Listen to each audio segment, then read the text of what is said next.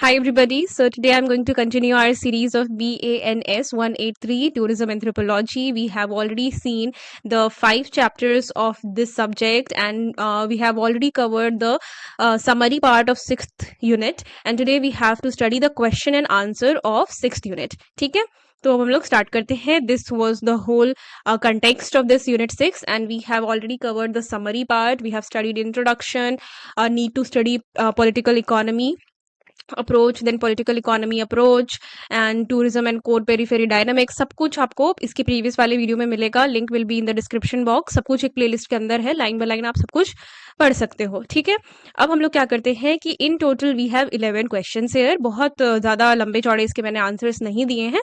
आपको मोटी मोटी बातें याद रखनी है, और अगर आपको किसी क्वेश्चन से मतलब कोई क्वेश्चन आ जाता है और आपको लगता है कि ये उससे रिलेटेड है, तो आप एक काम कर सकते हो कि जो कुछ भी आपके माइंड में उस क्वेश्चन को लेकर के आ रहा है, अब वो लिख के आना एग्जाम में. कभी भी एग्जाम अपना पेपर खाली छोड़ के मत आना. आप ये कर सकते हो, मैं हमेशा कहती हूँ कि एग्जाम लिखने का, स्पेशली इग्नू में एग्जाम लिखने का अच्छा तरीका ये है कि आप अपने क्वेश्चन को एक बार एनालाइज कर लो कि हाँ आपको कौन कौन से क्वेश्चन का आंसर देना है. आंसर एनालाइज करने के बाद, क्वेश्चन एनालाइज करने के बाद आप क्या कर सकते हो, आप सिंपली अपने पेजेस को डिवाइड कर लो कि हाँ मुझे एक फर्स्ट क्वेश्चन का आंसर मुझे 4.5 पेजेस में देना है, और उसी तरह से मुझे बाकी सारे क्वेश्चंस का भी ऊपर नीचे थोड़ा करके आंसर देना है. 4.5 5 ऐसे कर करके आंसर देने हैं, और इक्वल सबको टाइम और स्पेस देते हुए आपको पूरी की पूरी बुकलेट भरनी है. इससे क्या होगा ना कि नहीं भी तो आपको अच्छे मार्क्स मिलेंगे. ठीक है, तो और ये भी चीज है कि कुछ भी अब एकदम फालतू चीजें नहीं लिख देनी है. टूरिज्म पॉलिसीज की बात हो रही है, तो टूरिज्म पॉलिसीज के बारे में कुछ याद हो तो ही लिखो, और अगर कुछ नहीं याद हो टूरिज्म पॉलिसी के बारे में, तो जो चीजें याद हैं उसको भी इस तरह से पोर्ट्रे करके लिखिए, लगे कि वो टूरिज्म पॉलिसी की तो बात हो रही है कम से कम. Now let's start with our very first question, which is what was the goal of tourism policies during the 90s. Okay, हम लोग ये अच्छे से देख करके आए हैं. एक ही गोल था कि जो होस्ट कम्युनिटीज है, ठीक है, होस्ट कम्युनिटीज जो है उनके प्रॉफिट को मैक्सिमाइज किया जाए, और वहां के एनवायरमेंट पे, वहां के सोशियो और कल्चरल चीजों पे मिनिमम से मिनिमम हार्म हो. ठीक है, ये हमारा पूरा मोटो था टूरिज्म पॉलिसीज बनाने का 90s में. देखते हैं यहाँ क्या लिखा हुआ है. During the 1990s there was a significant shift in approach to tourism policies. 1990s में एक बहुत सिग्निफिकेंट शिफ्ट आता है टूरिज्म के लिए रूल्स बनाने वाले तरीके में. The main goal was to maximize the economic and social benefit of tourism, such as employment generation, foreign exchange earnings, and community development, while at the same time minimizing its negative impact, especially on the environment and local cultures. ठीक है, जो मैंने यहाँ पे explain किया कि maximise करना है इकोनॉमी को, जितना से ज्यादा प्रॉफिट हो सकता है होस्ट कम्युनिटी को. कैसे प्रॉफिट हो सकता है, तो यहाँ पे फॉरेन एक्सचेंजेस की वजह से प्रॉफिट हो सकता है, एम्प्लॉयमेंट जनरेशन की वजह से प्रॉफिट हो सकता है, कम्युनिटी डेवलपमेंट से प्रॉफिट हो सकता है. तो इन सब तरीकों से होस्ट कम्युनिटी को प्रॉफिट दो, सोशल बेनिफिट्स दो टूरिज्म को लेकर के, और जो मिनिमम से मिनिमम हार्म हो सकता है इन्वायरमेंट और कल्चर को, वो होस्ट कम्युनिटी के इन्वायरमेंट और कल्चर को हो. ठीक है, policymakers began to recognize that while tourism could contribute to national development, unregulated growth often led to serious problems. जो पॉलिसी मेकर्स थे, जो रूल्स बना रहे थे टूरिज्म के लिए, उनको ये भी समझ में आता है कि टूरिज्म बहुत ज्यादा ग्रोथ दे सकता है, ठीक है, नेशनल डेवलपमेंट में भी हेल्प कर सकता है, लेकिन अनरेगुलेटेड ग्रोथ मतलब कि जिस ग्रोथ पे कोई रेगुलेशन नहीं कि कौन कितने पैसे कहाँ से कमा सकता है और क्या जरिया हो सकता है उसका, ये सब अगर अनरेगुलेटेड रहेगा, इस पे कोई रेगुलेशन नहीं रहेगा, तो बहुत सारे सीरियस प्रॉब्लम्स हो सकते हैं. For example, popular tourist activities like mountain trekking and peak climbing were found to damage fragile ecosystems through excessive plastic waste, overuse of water and food resources, and disruption of local life. जो हम लोगों ने ये example यहाँ लिखा है mountain trekking, ये हम लोगों ने बुक में भी देखा है, मतलब कि समरी पार्ट में भी देखा है. माउंटेन ट्रेकिंग, आप देखो आंसर कैसे देना है आपको थोड़ा सा याद है कि हाँ टूरिज्म पॉलिसी क्या है. टूरिज्म पॉलिसी बेसिकली ये है होस्ट कम्युनिटी के प्रॉफिट को मैक्सिमम करना है, और वहां पे सबसे कम से कम हार्म होना चाहिए. अब यही आपके पास बहुत मोटिव है, मतलब यही लाइन इनफ है कि आप इसको एग्जैजरेट कर करके लिखते जाओ. अब एग्जैजरेट करके लिखने का मतलब ये नहीं कि एक ही लाइन बार बार रिपीट कर दो. इसका मतलब ये है कि जब हम लोग मैक्सिमाइजेशन ऑफ प्रॉफिट की बात कर रहे हैं, तो जहां प्रॉफिट हो रहा है मतलब कि वहां पे एम्प्लॉयमेंट जनरेशन भी हो रहा होगा. ठीक है, अब हम लोग टूरिस्ट की बात कर रहे हैं, मतलब बाहर से भी लोग आ रहे होंगे, मतलब कि फॉरेन एक्सचेंज भी हो सकता है, कम्युनिटी डेवलपमेंट हो सकता है, तो इस तरह की चीजें रिलेट करके लिख सकते हो. ठीक है, और मिनिमम हार्म की बात कर रहे हैं, मतलब ऑब्वियसली पॉल्यूशन को रोक रहे होंगे, कल्चरल जो लॉस होता है उसको रोक रहे होंगे. ठीक है, अलग अलग रेगुलेशंस बन रहे होंगे. ठीक है, तो पॉलिसी मेकर जो थे उन्होंने सोच लिया कि नहीं भाई रेगुलेटेड करना है सबको, अनरेगुलेटेड चीज़ें तो हम लोगों को सीरियस प्रॉब्लम्स में ले जाएंगी। जैसे कि अगर हम लोग माउंटेन ट्रैकिंग की बात करें तो लोग जाते हैं प्लास्टिक वहाँ पे छोड़ देते हैं, एक्सेसिव यूज़ कर लेते हैं क्योंकि पहाड़ों पे जो लाइफ होती है वो इतनी ज़्यादा स्मूथ नहीं होती है जैसा हम लोग नॉर्मल जो लाइक जो थोड़ा सा नीचे पहाड़ी एरिया से नीचे रहते हैं उन लोगों के पास बहुत ज़्यादा एक्सेसिबिलिटी होती है सामान की, चीज़ों की, जिसकी वजह से क्या होता है कि अगर मान लो कि उनके पास 4 kg खाना है, उसमें से 1 kg अगर समहाउ वेस्ट भी हो गया तो दे कैन अफोर्ड कि वो कहीं जा करके वो ले आए। लेकिन पहाड़ों में इतनी चीज़ों की अवेलेबिलिटी ही नहीं होती है। इस वजह से वहाँ पे अगर वो लोग जा करके मतलब कोई भी टूरिस्ट जा करके वाटर और फूड रिसोर्सेज का ओवर यूज़ करेगा, वेस्ट करेगा, तो इससे क्या होगा, वहाँ की जो फ्रेजाइल इकोसिस्टम है वो डैमेज होगी। ठीक है। As a result the focus shifted towards sustainable tourism development. इसीलिए जो पॉलिसी मेकर्स का जो फोकस होता है वो शिफ्ट हो जाता है सस्टेनेबल टूरिज्म डेवलपमेंट की ओर। This meant creating strategies that would ensure the long term well being of host communities, preserve natural and cultural resources, and promote social responsibility. अब इसकी वजह से क्या होता है कि मतलब पॉलिसी मेकर्स को जब सब कुछ समझ में आता है कि ये चीज़ें गड़बड़ हो सकती हैं, ये चीज़ें ऐसी हो सकती हैं, तो फिर ये लोग सस्टेनेबल टूरिज्म को प्रमोट करने लगते हैं। इसका मतलब क्या है? इसका मतलब ये है कि long term well being of host community, मतलब जो होस्ट कम्युनिटी है वो अच्छे से खाते पीते एकदम तगड़ी बनी रहे, और जो वहाँ का नेचर है, कल्चर है, जो भी रिसोर्सेज हैं वो सुरक्षित रहें, प्रिजर्व रहें। ठीक है। The policies aimed to strike a balance. जो पॉलिसीज हैं उन्होंने कोशिश की कि वो लोग एक बैलेंस बना के चल सकें, ये इंश्योर करें कि जो टूरिज्म है वो डेवलपमेंट की ओर कंट्रीब्यूट करे, और इसकी वजह से किसी भी सोशल फैब्रिक को या फिर इकोलॉजिकल हेल्थ को कोई भी किसी भी डेस्टिनेशन के हार्म न पहुंचे। ठीक है। आई होप कि पॉलिसीज ड्यूरिंग 90s आपको क्लियर है। पहली बात आपको इसमें क्या लिखनी है? पहली बात आपको इसमें लिखनी है मैक्सिमम प्रॉफिट और मिनिमम हार्म। उसके बाद फिर आप इसको एक्सप्लेन कर सकते हैं। क्या एक्सप्लेन कर सकते हैं? इसका एक्सप्लेनेशन आ सकता है कि फॉरेन करेंसी जो है उसका फ्लो बढ़ेगा होस्ट कम्युनिटी पे, देन एम्प्लॉयमेंट जनरेट होगी, देन कम्युनिटी डेवलपमेंट होगा, और जो पॉल्यूशन जैसी चीज़ें हैं, इन्वायरमेंट पे जो इम्पैक्ट है, लोकल कल्चर पे जो इम्पैक्ट है वो कम से कम हो, अनरेगुलेटेड ग्रोथ जो है वो सीरियस प्रॉब्लम्स को लीड कर सकता है। कुछ एग्जाम्पल्स दे देना, माउंटेन ट्रेकिंग का ही एग्जाम्पल देना हो ज़रूरी नहीं है।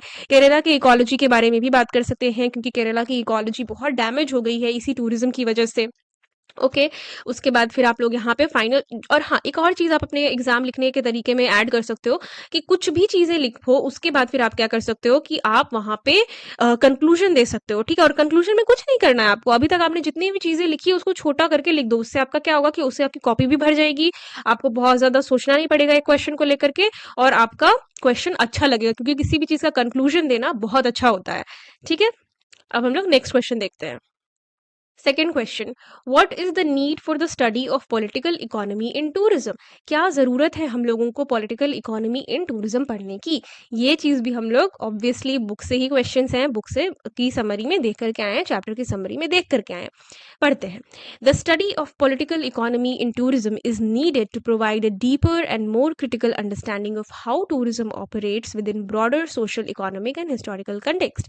हम लोगों को पॉलिटिकल इकोनॉमी इन टूरिज्म इसीलिए पढ़ना है क्योंकि ये हम लोगों को डीपर नॉलेज देता है, क्रिटिकल अंडरस्टैंडिंग देता है, अच्छे से समझाता है कि इन चीज़ों को ब्रॉडर सोशल, इकोनॉमिक और हिस्टोरिकल कंटेक्स्ट देता है उस पर्टिकुलर डेस्टिनेशन का जहाँ पे लोग जाना पसंद करते हैं। ठीक है। बेसिकली उसका एकदम बाल की खाल निकाल करके, मान लो कि कोई XYZ डेस्टिनेशन है, वहाँ पे हम लोग स्टडी करना स्टार्ट करते हैं उसकी पॉलिटिकल इकोनॉमी को, तो हम लोग उसकी बाल की खाल निकाल रहे हैं, उस जगह की, उस जगह का हिस्ट्री पढ़ रहे हैं, उस जगह की इकोनॉमी पढ़ रहे हैं, क्या वहाँ पे सोसाइटी है, क्या कल्चर है, सब कुछ जानना है।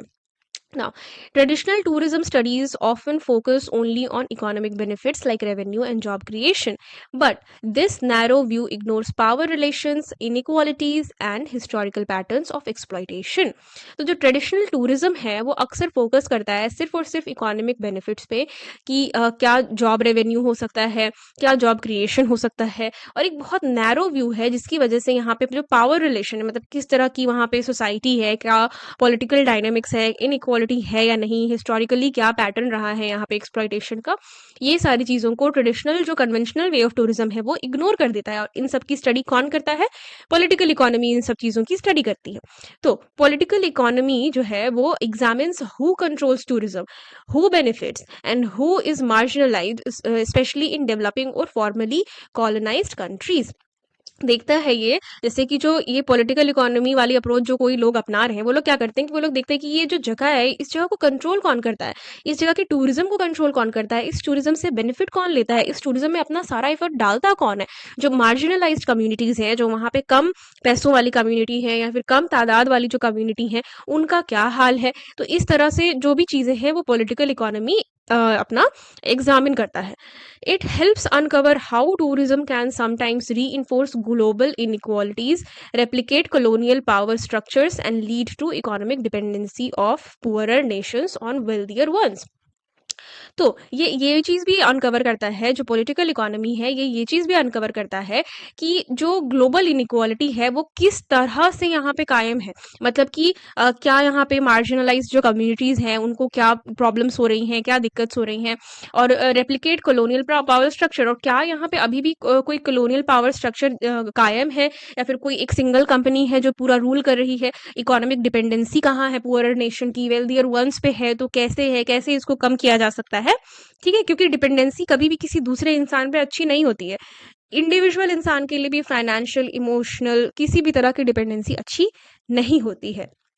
Now, by studying tourism through a political lens, scholars can better understand issues such as, अगर हम लोग टूरिज्म को पॉलिटिकल इकोनॉमी के लेंस से पढ़ेंगे तो हम लोगों को unequal distribution of tourism profits, marginalisation of local communities, environmental degradation, perpetuation of poverty and under development, इन सभी चीज़ों को समझने में क्या मिलेगी, हेल्प मिलेगी। Unequal distribution of tourism profits मतलब कि एक जगह है, उस जगह से जो भी टूरिज्म का प्रॉफिट आता है, वो इतना सा जो पार्ट है वो लेकर के चले जाते हैं सारा प्रॉफिट, और 10% हिस्सा बस इतने लोगों को देते हैं।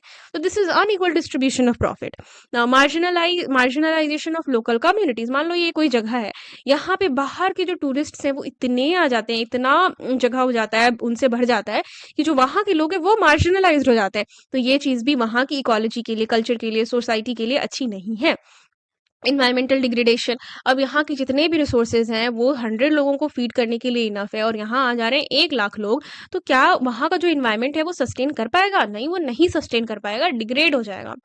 Now, perpetuation of poverty and under development, जो हमेशा से कायम रहा है, मतलब बहुत लंबे समय से जो पॉवर्टी और अंडर डेवलपमेंट चलता आ रहा है, उसको किस तरह से केटर करना है, कैसे उसको हटाना है, तो इन सब की जानकारी हम लोग ले सकते हैं पॉलिटिकल इकोनॉमी लेंस से।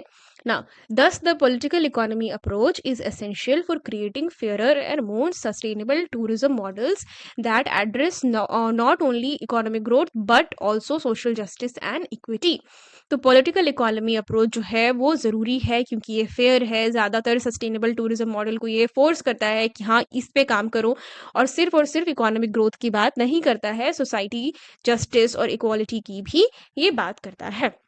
ओके, हम लोगों ने क्या देखा है अभी?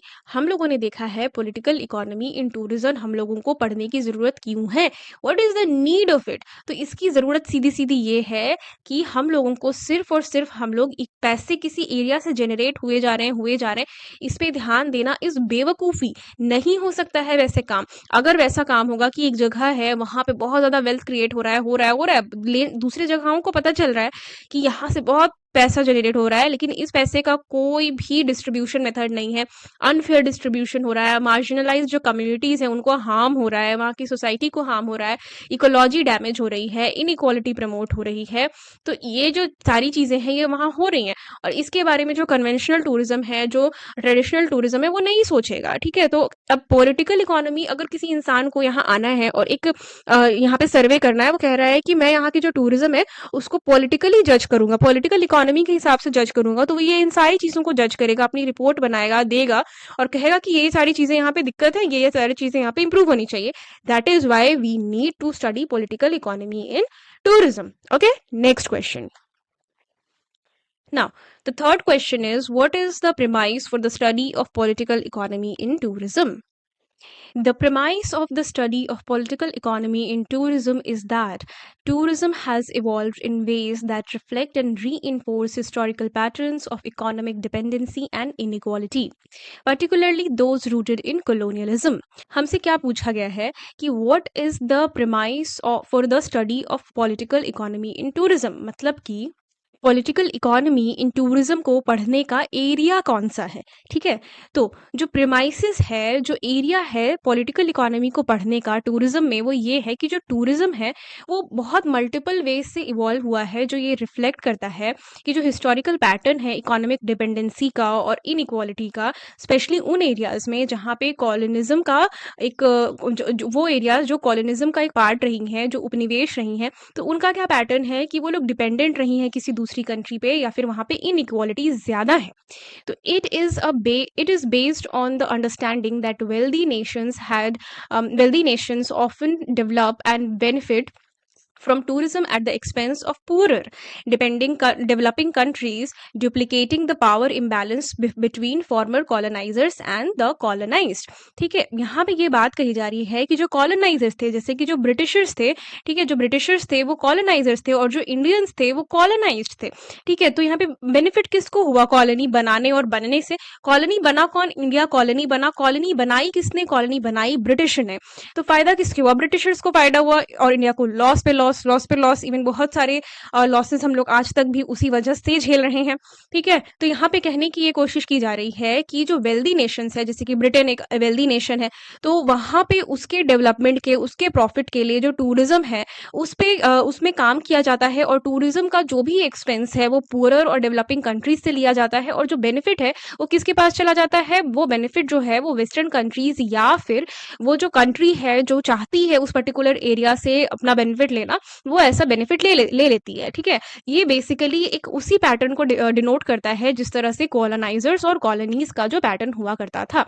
ठीक है, इस वजह से यहाँ पे हम लोगों ने पॉलिटिकल इकोनॉमी को पढ़ने का जो अपना एरिया डिसाइड किया है वो ये है कि जो प्रेमाइसिस होगा पॉलिटिकल इकोनॉमी को पढ़ने का वो ये होगा, हम लोग ये देखेंगे उस एरिया में कि हिस्टोरिकल पैटर्न्स क्या रहे हैं, डिपेंडेंसी क्या रही है, इनइक्वालिटीज कैसी है, वहाँ पे कोई पुअरर नेशन जो है वो वहाँ पे एक्सप्लॉइट तो नहीं हो रहा है, इस तरह की चीजें हम लोग देखेंगे। This perspective views tourism not just as an economic activity but as a system influenced by global power hierarchies, where control over resources, decision making and profit is often held by external or elite actors। तो ये जो perspective है tourism का, ये सिर्फ और सिर्फ economic activity पे डिपेंडेंट नहीं है, पर ये इन्फ्लुएंस करता है सिस्टम पे जो कि ग्लोबल पावर हायरार्की की बात करता है। ग्लोबल पावर हायरार्की मतलब कि मान लो ये पूरा का पूरा हमारा अर्थ है, इसमें बहुत सारे कंट्रीज हैं, तो एक कंट्री बहुत ज़्यादा सुपीरियर होगा, उसके बाद फिर दूसरा कंट्री, फिर तीसरा कंट्री, और एक कंट्री ऐसा आएगा जो इन सबसे हायरार्की में नीचे होगा, कुछ मिडिल में होंगे, कुछ सेकंड में होंगे। ठीक है, तो ये जो ग्लोबल पावर हायरार्की है, where control over resources, decision making, मतलब कि ये जो ग्लोबल पावर हायरार्की है, यहाँ पे जो डिसीजन मेकिंग का पावर है, जो प्रॉफिट होता है, जो भी कंट्रोल्स है रिसोर्सेज पे, वो किसी एक्सटर्नल सोर्सेज के पास तो नहीं है, किसी दूसरी कंट्री के, और जो एलीट एक्टर है वहाँ वो यहाँ पे क्या अपना पार्ट प्ले कर रहे हैं। As a result local communities में बी मार्जिनलाइज्ड, और इसकी वजह से लोकल कम्युनिटीज जो है वो मार्जिनलाइज्ड हो सकती हैं, एंड टूरिज्म में contribute to existing social and economic inequalities rather than resolving them. और इसी वजह से जो टूरिज्म है वो कंट्रीब्यूट कर सकता है, जो एग्जिस्टिंग सोशल और इकोनॉमिक इनइक्वालिटीज हैं वो तो चलो दिक्कत दे ही रही हैं, इसके साथ साथ जो पुश मिलेगा इस चीज को और आगे बढ़ाने का, वो इस चीज से मिल जाएगा। किस चीज से मिल जाएगा? टूरिज्म से मिल जाएगा। ठीक है, रादर देन कि टूरिज्म हो रहा है, बेनिफिट हो रहा है, पैसे आ रहे हैं तो ये सारी चीजें सॉल्व हो, ये नहीं, उल्टा और चीजें बिगड़ जाएंगी। अब हम लोग देखते हैं next slide.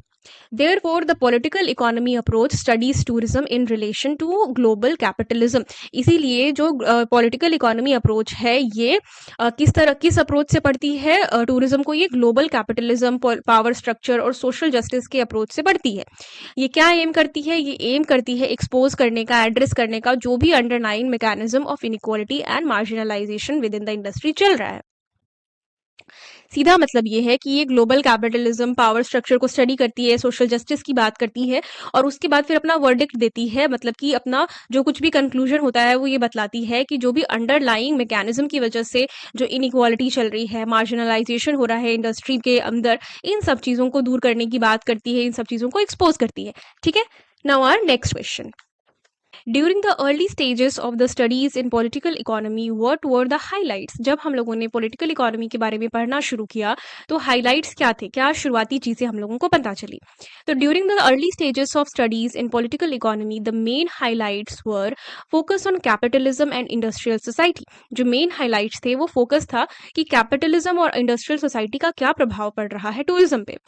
Founding thinkers like Adam Smith, David Rodrigo, and J.S. Mill examined the rise of capitalism during the Industrial Revolution in 18th and 19th century in Western Europe. तो जो फाउंडिंग फादर्स थे समझ लो इस चीज़ के political economy को study करने के, वो कौन थे? वो Adam Smith, David Rodrigo, J S. Mill. तो इन सब ने कैपिटलिज्म को, इंडस्ट्रियल रेवोल्यूशन जब होता है 18th और 19th सेंचुरी में, उस समय पे जो भी चीज़ें होती हैं उसको एनालाइज करते हुए ये सारे लोग मिलकर के एक एनालिसिस देते हैं कैपिटलिज्म के ऊपर। They explored how wealth was produced and accumulated in industrial societies. इन्होंने एक्सप्लोर किया कि कैसे पैसे जनरेट हो रहे हैं और कैसे उसको कंज्यूम किया जाता है इंडस्ट्रियल सोसाइटी में। नाउ सेकेंड पॉइंट इज कि emphasise on wealth production and distribution. यहाँ पे क्या होता है कि एम्फेसिस जो है वो वेल्थ प्रोडक्शन और डिस्ट्रीब्यूशन पे पड़ता है। Early political economic focused on understanding both the economic aspect, production and accumulation of wealth, and political aspect, distribution of wealth with in society. तो अर्ली पॉलिटिकल इकोनॉमी जो है वो फोकस करती है कि इकोनॉमिक आस्पेक्ट और पॉलिटिकल आस्पेक्ट जो है वो दोनों कैसे चल रही हैं, कैसे काम चल कर रहा है। जैसे कि इकोनॉमिक आस्पेक्ट जो था वो क्या कर रहा था कि प्रोडक्शन देख रहा था और एक्यूमुलेशन, मतलब कि जो प्रोडक्शन हो रहा है और जो एक्यूमुलेशन ऑफ वेल्थ हो रहा है वो कैसे हो रहा है वो जानना है।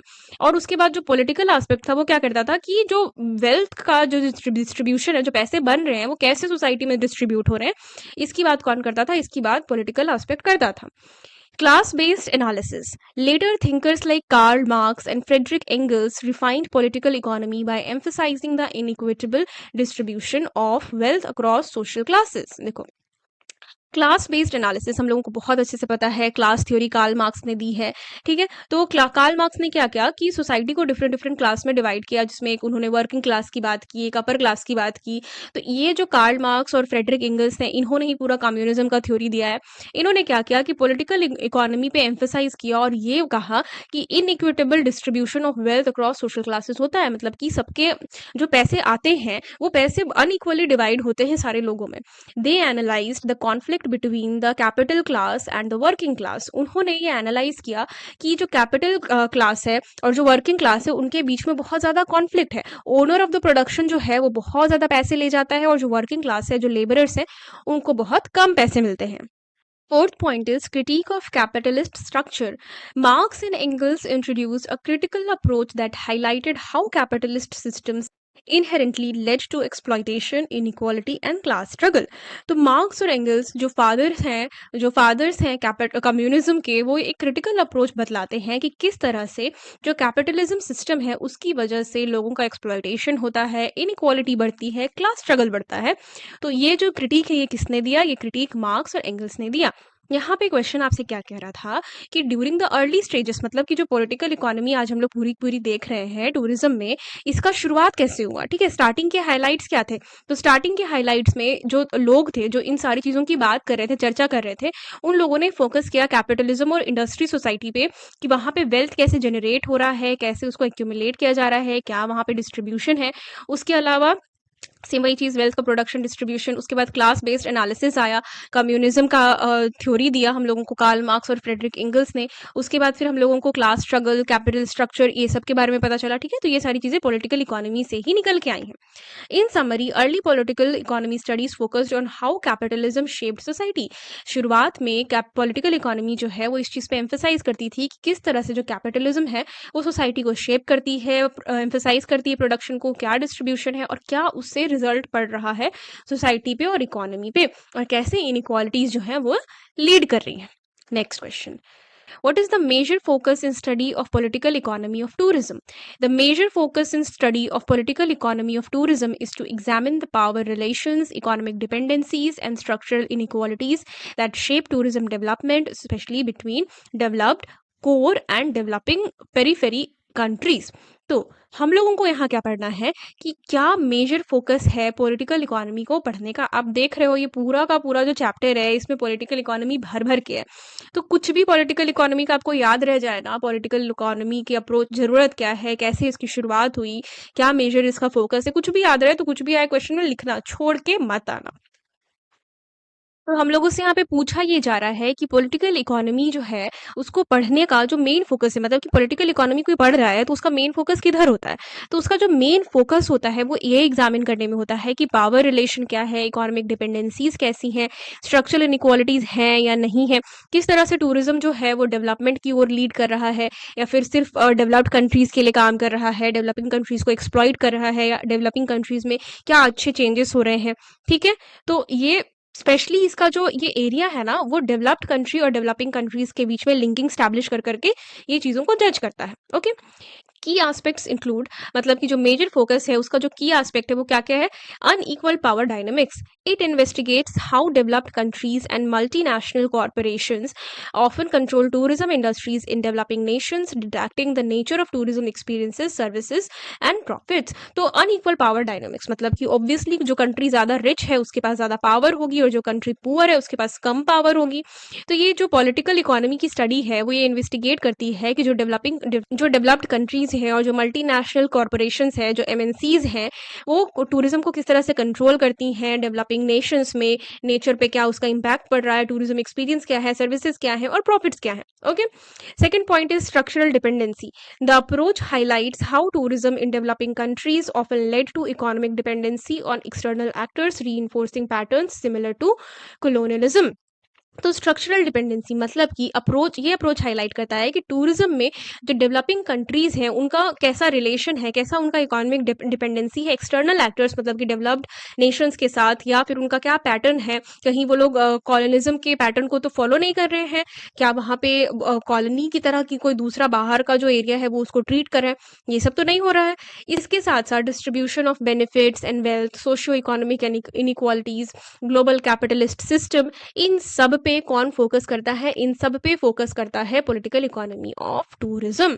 ओके, इन शॉर्ट हम लोग कह सकते हैं कि पॉलिटिकल इकोनॉमी ऑफ टूरिज्म जो है वो क्रिटिकली एक्सप्लोर करता है अंडरलेइंग मैकेनिज्म्स, कि किस तरह से, मतलब जो मान लो कि दिख नहीं रही है आपको सामने से लेकिन हो सकता है कि अंडरलेइंग कोई एक्सप्लॉइटेशन हो रहा होगा, कोई डिपेंडेंसी होगी, कोई इनइक्वालिटी चल रही होगी, ये सब कुछ एक्सप्लोर करता है लोकल और ग्लोबल टूरिज्म के बेसिस पे। कौन एक्सप्लोर करता है, कौन फोकस करता है, पॉलिटिकल इकोनॉमी फोकस करता है। ठीक है, our next question, which is give the concept of development and dependency theory। okay, concept of development and dependency theory पढ़ते हैं, समझते हैं, देखते हैं क्या है। Development theory, modernization theory. This theory views development as a linear process where countries progress from traditional rural and agricultural society to modern, urban and industrialized ones. तो development theory क्या कहती है कि एक linear process है, ठीक है, मतलब कि एकदम सीधा साधा एक प्रोसेस है जहाँ पे जो कंट्रीज हैं उनका जो प्रोसेस है वो ट्रेडिशनल रूरल और एग्रीकल्चर सोसाइटी से डायरेक्टली मॉडर्न, अर्बन और इंडस्ट्रियलाइज्ड वन में हो जाता है।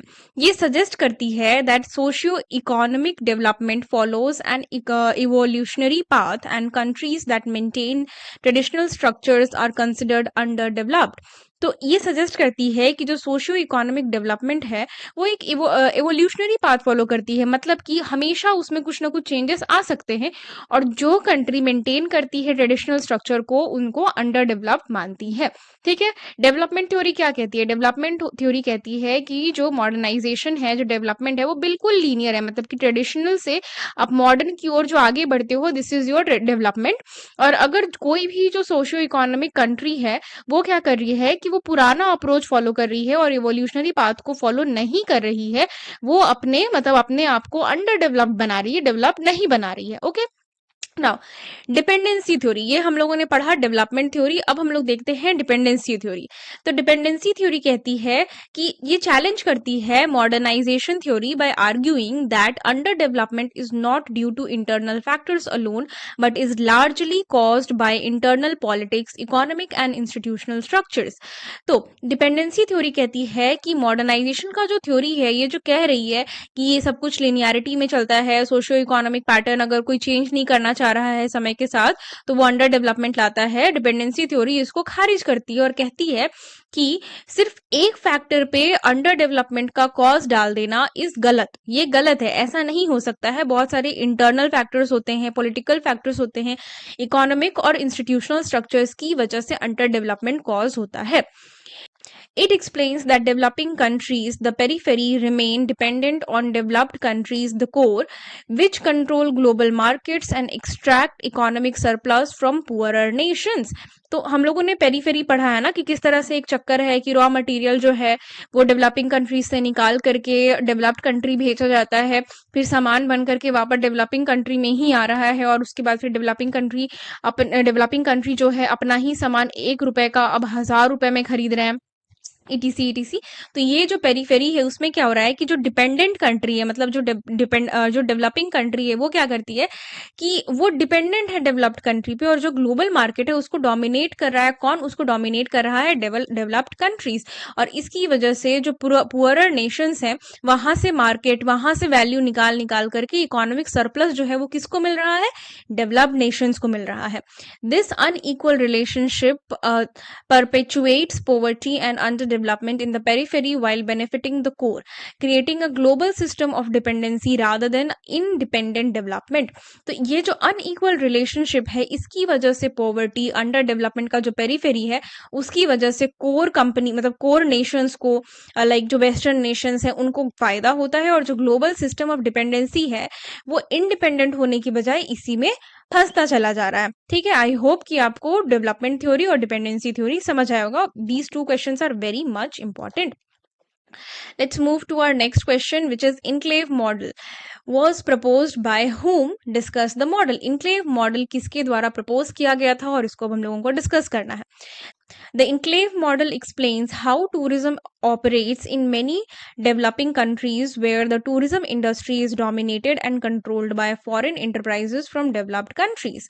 तो enclave model जो है वो कहता है कि जो टूरिज्म है वो किस तरह से डेवलपिंग कंट्रीज का जो है वो डोमिनेटेड है बाय फॉरेन इंस्टीट्यूशंस।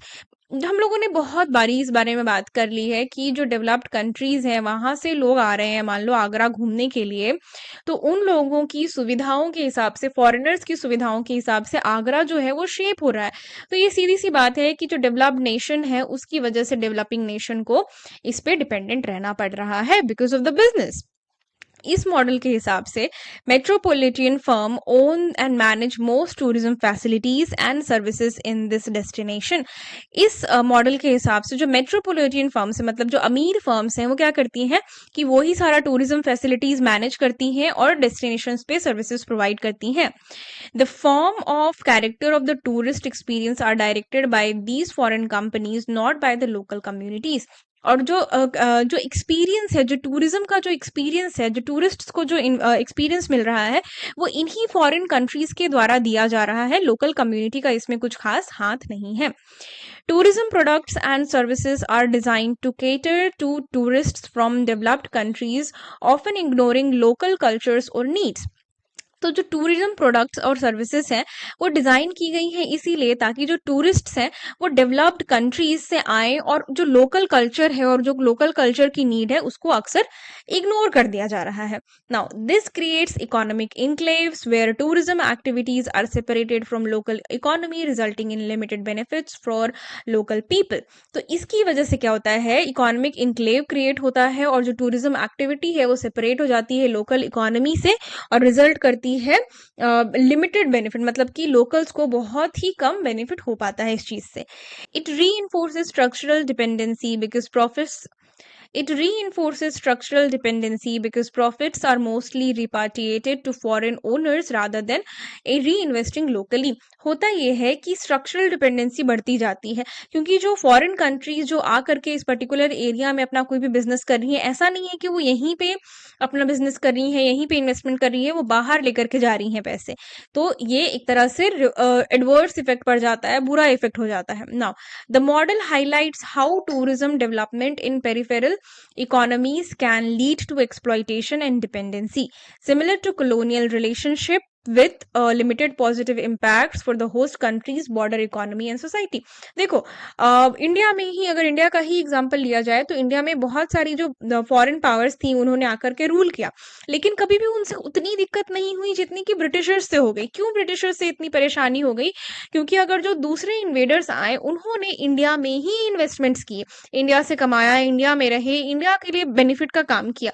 लेकिन ब्रिटिशर्स क्या करते थे, वो लोग इंडिया तो आए, इंडिया से बेनिफिट्स तो ले रहे थे, लेकिन अपना जो यहाँ का बेनिफिट है वो इंग्लैंड भेज रहे थे। तो होता क्या था कि यहाँ कुछ एक्चुअली बचता नहीं था, कोई री इन्वेस्टमेंट नहीं हो रहा है, कोई डेवलपमेंट नहीं हो रहा है, बस एक्सट्रैक्शन हो रहा है। तो वही चीज यहाँ पे कहने की कोशिश की जा रही है कि ये जो इनक्लेव मॉडल है इसकी वजह से कोई भी जो इन्वेस्टमेंट है वो तो होता नहीं है, एक्सप्लॉइटेशन बढ़ता है, डिपेंडेंसी बढ़ती है और कॉलोनियल रिलेशनशिप की तरह काम होता है। तो इसकी वजह से बहुत ही लिमिटेड पॉजिटिव इम्पैक्ट होते हैं होस्ट कंट्रीज के ऊपर और ज़्यादा एडवर्स इफेक्ट यहाँ देखने को मिलते हैं। आई होप कि आप लोगों को इनक्लेव मॉडल समझ आया होगा। Our next question is facilities in a tourist destination is meant to please the tourist. Critically review this statement. ठीक है, अभी तक हम लोगों ने इतनी बात करी है कि बाहर से जो फॉरेनर्स आ रहे हैं तो फॉरेनर्स के कंफर्ट के लिए उनकी तरह से लोकल कल्चर को मोल्ड कर दिया जा रहा है। तो अब तो बात यही है कि अगर कोई सामने वाला हमें पैसे दे रहा है तो हमें उसके तो बिजनेस का ध्यान रखना पड़ेगा कि what she likes, what he likes, इसका ध्यान तो रखना पड़ेगा। The statement facilities in a tourist destination are meant to please the tourists hold true to a large extent, especially when considering the dynamics between tourist generating countries and developing destination countries. तो जो statement है ये कि facilities in a tourist destination are meant to please the tourist, मतलब कि जो tourist destination में जो फैसिलिटीज अवेलेबल है वो टूरिस्ट को प्लीज करने के लिए, उनको खुश करने के लिए ही रखी गई हैं। ये एक बहुत लार्ज एक्सटेंट तक ये बात सही है और ये स्पेशली उन जगहों के लिए सही है जहाँ पे टूरिस्ट जनरेटिंग कंट्रीज हैं, जैसे कि मोस्टली वेस्टर्न कंट्रीज जो हैं, उनका जो डायनेमिक है, उनका जो रिलेशन है बिटवीन डेवलपिंग डेस्टिनेशन, इस जगह पे ये बात बहुत सही बैठती है कि हाँ ठीक है, वो लोग हमारे लिए बिजनेस लेकर के आ रहे हैं तो हम लोगों को उनके कंफर्ट का ख्याल रखना पड़ेगा।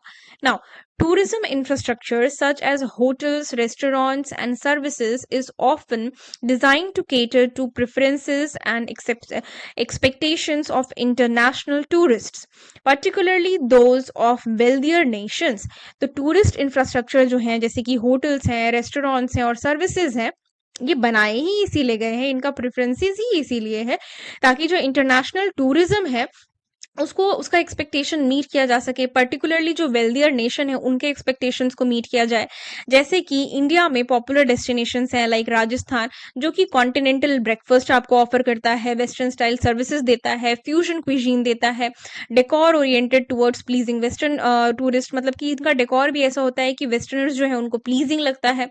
अब इसका एक क्रिटिकल रिव्यू करते हैं जहां पे हम लोग पहला पॉइंट देखेंगे, tourist centric orientation. Facilities are tailored to meet tourist taste, facilities को टूरिस्ट के हिसाब से मोल्ड किया गया है, which helps attract and retain visitors, जिसकी वजह से विजिटर्स आते हैं, फॉरेन एक्सचेंज बढ़ता है, एम्प्लॉयमेंट अपॉर्चुनिटीज बढ़ती हैं इन जगहों पे, और जो टूरिस्ट फोकस्ड अप्रोचेज हैं वो एसेंशियल हो जाती हैं इकोनॉमी के लिए और ग्लोबल कॉम्पिटिटिवनेस के लिए। ग्लोबल कॉम्पिटिटिवनेस का मतलब है कि अगर एक मान लो कि कोई एक ब्रिटिश इंसान है, वो एक बार इटली गया घूमने के लिए और एक बार इंडिया घूमने के लिए आया, तो उसको अगर एक मन लायक सुविधा इटली में मिलती है तो वो ऑब्वियसली इंडिया को लेस फेवर करेगा अगर इंडिया में उसको वो फैसिलिटीज नहीं मिली है। तो वही ग्लोबल कॉम्पिटिटिवनेस, जो अगर इंडिया भी इटली के हिसाब से अपनी सर्विसेज देने लगेगा तो उसकी जो कॉम्पिटिटिवनेस है, मतलब कि उसका जो विचार है कि हाँ क्या मुझे कौन से जगह का सर्विस अच्छा लगा, मतलब वो सोचने पे मजबूर होगा और यहीं पे ग्लोबल कॉम्पिटिटिवनेस जो है वो बढ़ जाएगी।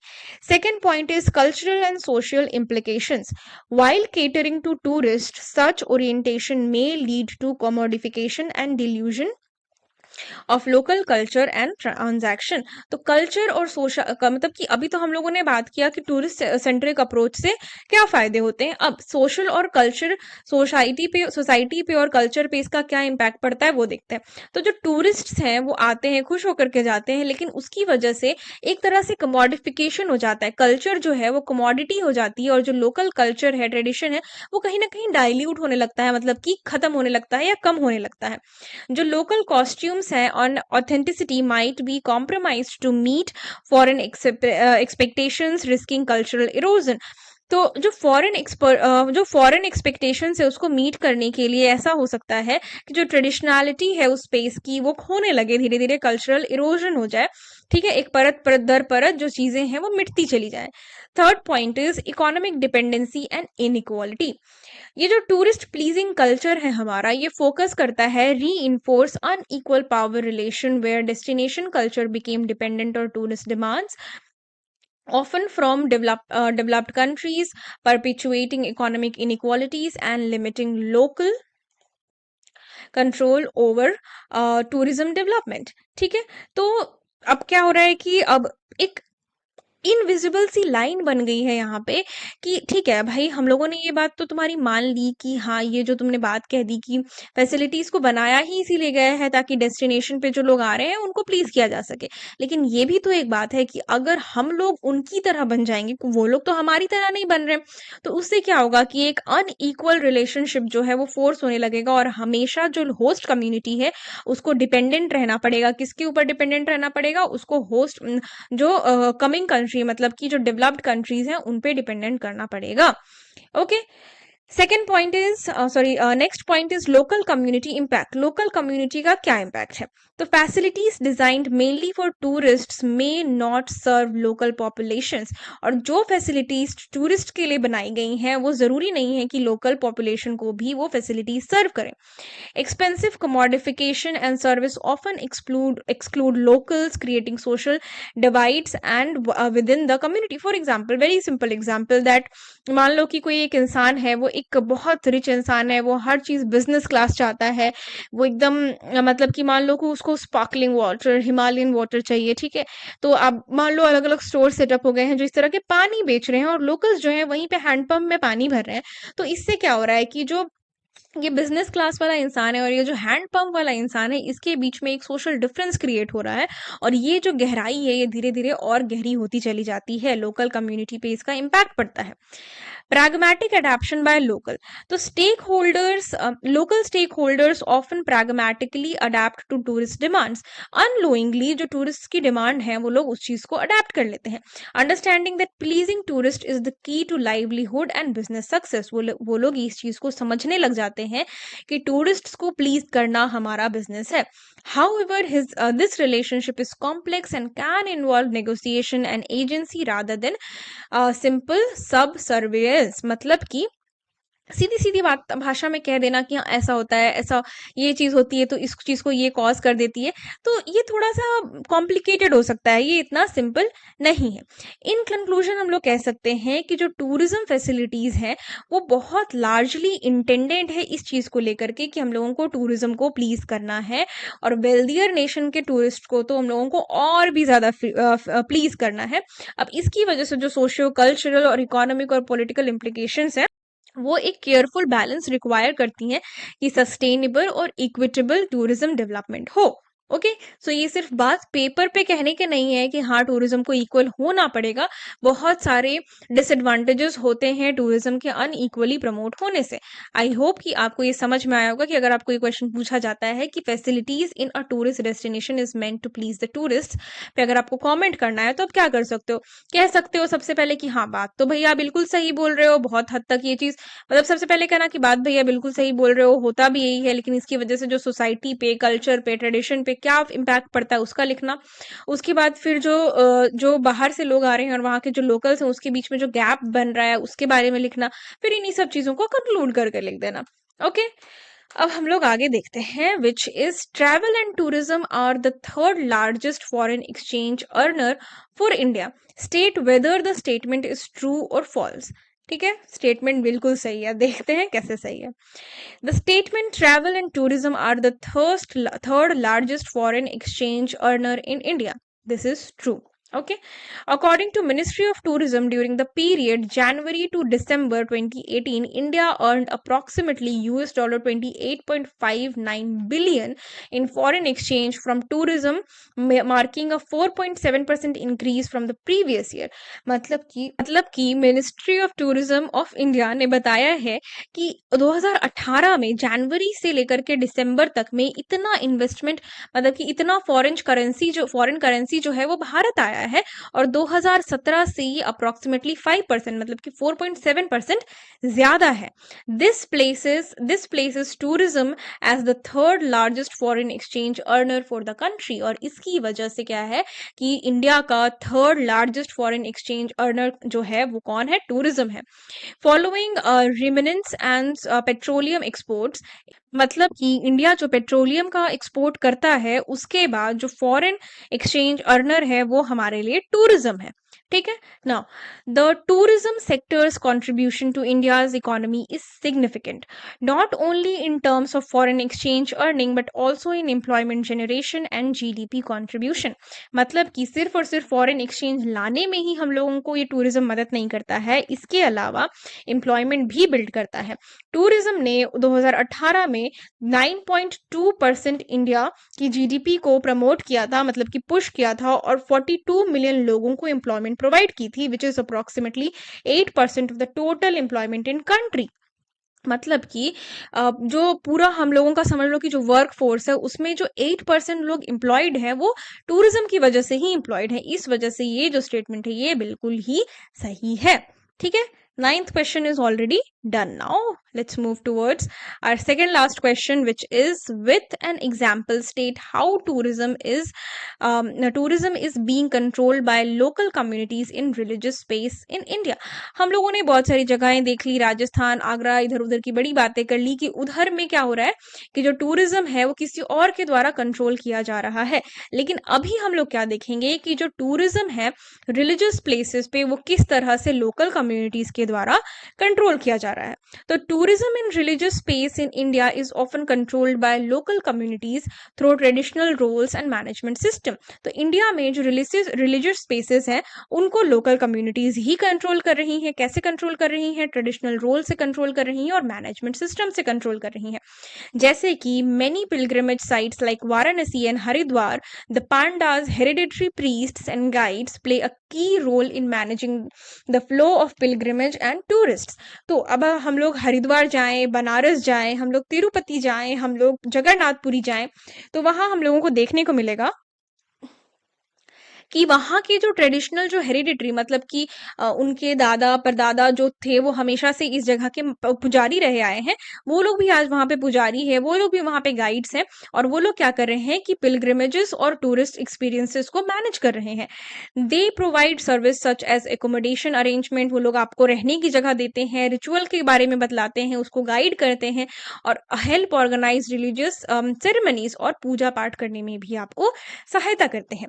These local community members act as intermediaries between tourists and the religious sites. तो ये जो local communities हैं ये intermediary है, मतलब कि एक समझ लो कि एक middle man है जो tourists और religious sites के between काम करते हैं और ensure करते हैं कि local activities जो हैं वो local मतलब tourism activities जो हैं वो local customs के और traditions के हिसाब से हों. Their control helps preserve the cultural and religious integrity of the place while also allowing them to benefit economically from tourism. और यहाँ पे क्या होता है कि कल्चर और रिलीजन का तो इंटीग्रिटी रहता ही है और साथ साथ जो बेनिफिट है इकोनॉमी का वो भी होता है. ठीक है. This local control contrasts with corporate and external tourism management and shows how community participation can shape tourism in a way that respects local values and traditions. और ये चीज़ हम लोगों को बतलाती है कि किस तरह से अगर मैनेज किया जाए तो लोकल कम्युनिटीज़ को भी इनकॉर्पोरेट किया जा सकता है और फिर भी किसी बाहरी नेशन पे ना डिपेंडेंट रहते हुए भी खुद को बहुत अच्छे से इकोनॉमिकली वेल्दियर बनाया जा सकता है. Okay. Now our last question, discuss some of the shortcoming of the political economy theory. हम लोगों ने पॉलिटिकल इकोनॉमी थ्योरी बहुत बार अच्छे से पढ़ी है, तो शॉर्टकमिंग के बारे में देखते हैं. तो shortcoming of political economy theory in tourism is overly deterministic. The theory often presents a fixed view that developing countries are always exploited. मतलब कि developing countries को हमेशा exploit किया जाता है, ये dependent होती हैं core countries मतलब developed countries के ऊपर, और एक बहुत छोटा सा रूम छोड़ती हैं जहाँ पे हम लोग कुछ और सोच सके। मतलब कि ये जो पॉलिटिकल थ्योरी है वो एक बात पे बहुत ज़्यादा निर्भर करती है, और पेसिमिस्टिक आउटलुक है इनका। कैसे है देखते हैं। It tend to emphasise exploitation and inequality. ये कोशिश करती है या फिर मतलब बतलाने की कोशिश करती है कि किस तरह से एक्सप्लॉइटेशन हो रहा है, इनइक्वालिटी हो रहा है। टूरिज्म को पोर्ट्रे करती है कि डेवलपमेंट को मेनली ये जो प्रोसेस है वो डोमिनेट करता है। पावरफुल मल्टीनेशनल कोऑपरेशन जो हैं वो मतलब अपना पार्ट ज़्यादा प्ले करती हैं, ज़्यादा बेनिफिट्स ले जाती हैं, which can over shadow positive developments and local successes. और इसकी वजह से जो पॉजिटिव सक्सेसेस हैं, जो अच्छी बातें हैं, वो ओवरलुक हो जाती हैं। इसके साथ साथ neglect of local ownership and participation, then focus on micro level analysis, fifth static view of core periphery relations, limited consideration of social and cultural factors, underestimates local agency and adaptation. Okay, बहुत सारी चीज़ों को ये चीज़ overlook कर देती है। तो आप लोग जाकर के अच्छे से इन सारी चीज़ों को पढ़ना। इस समरी में मतलब इन समरी में कह सकती हूँ इस क्वेश्चन के लिए कि जो पॉलिटिकल इकोनॉमी थ्योरी है वो एक बहुत वैल्यूबल इंसाइट देती है, लेकिन साथ ही साथ पावर और इनइक्वालिटी इन टूरिज्म को इतना ज़्यादा लिमिटेड वे में फ्रेम में दिखाती है कि जो कुछ नेगेटिव पार्ट है उसको ज़्यादा ही दिखाया जा रहा है, और जो लोकल्स के लिए जो चेंजेस हो रहे हैं, जो इकोनॉमिक फैक्टर्स हो रहे हैं, अच्छे हो रहे हैं, उनको दबा देती है। तो हम लोगों ने बहुत सारे क्वेश्चन पढ़े हैं, हम लोगों ने पूरा का पूरा चैप्टर का समरी देख लिया है। तो आप लोग क्या करोगे अब आप लोग ये करोगे कि इस अच्छे से आप इसका नोट्स बनाओगे, उसके बाद फिर अच्छे से पढ़ाई करोगे और अच्छे से एग्जाम दोगे। तो BANS 183 का ये 6th यूनिट था। इसके अलावा मैं इस पूरी सीरीज को खत्म कर दूंगी, डोंट वरी। सारे मेरे नोट्स प्रिपेयर हो गए हैं, just I have to record videos, which is a very hectic for me, which is a very hectic thing for me. बहुत गर्मी है आजकल एंड मुझे फैन ऑफ रख के ये वीडियोस रिकॉर्ड करनी पड़ती हैं। खैर, ये सब बातें मैं क्या कर रही हूँ, रहने दो।